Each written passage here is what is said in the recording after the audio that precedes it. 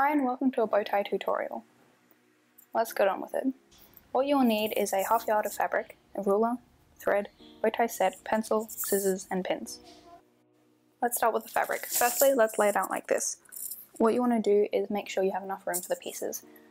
You want to cut out a 2x22 inch piece, a 10x5 inch piece, and a 2x3 inch piece. Firstly, start with a 10x5 inch piece and lay it out like this. It's folded in half lengthways and then half widthways, and then sewn together, like this. It's then folded in like a fan shape, and then sewn together, a bit like this, so it's shaped like a bow tie. It's pretty simple, and it shouldn't be too hard, just hand sew it. Then the 2x3 inch piece is folded in thirds and ironed. Just like this, and then set it aside. The 2x22 inch piece is folded in half, but you want the two pieces to meet in the middle, like this. Also an example is from the video here. So it's going to look a bit like this.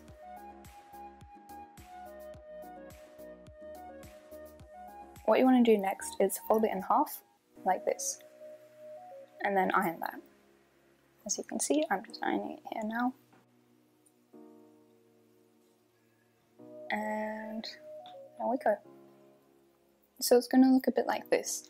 What you want to do next is sew it here, here, and here with just hand sewing. As you can see, this is where I've done it. And this is a good close-up of the stitches. It shouldn't be too difficult. Then what you want to do next is fold the sides down. This gives it a nice finish, and you want to do that to both sides of the 22x2 inch piece.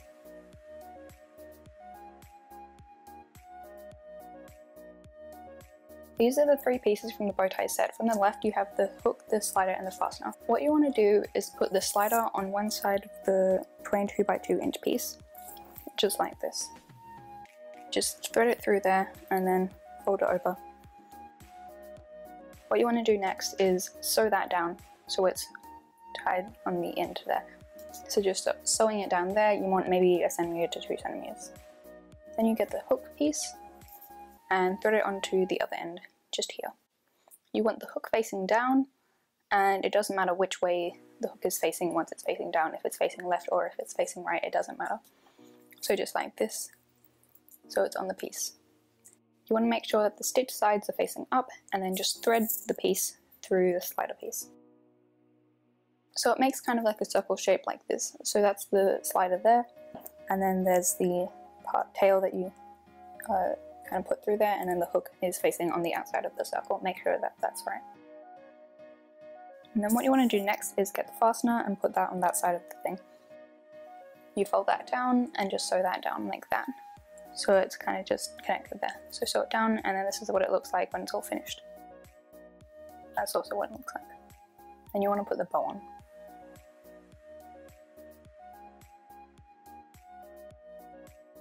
As you can see from the video, their pieces laid out like that. So they have that piece there, which is the part where their bow goes on, and that's my piece there. My piece is noticeably shorter, and that's the band there. I could move the thing, but it wouldn't fit otherwise. As you can see here, when the band is tightened to my preferred length, the neckband is too loose, and that's the hook there. So this is the band laid out, and then I wanted to cut off a bit at the end, so I just did that right here. Which was a mistake because I didn't factor in the size of the collar that I was going to be wearing with the shirt. It was going to be too tight on me if I cut it down, which I did, so in the end I had to go and fix that. So you can see here, there are the two parts that are cut out. I just took the fastener off the part that I was going to not use, and then I was just going to fix the end and then put the fastener on and sew that down. As you can see here, I folded it down, and then I just put the fastener on the end. So it looks a bit like this now.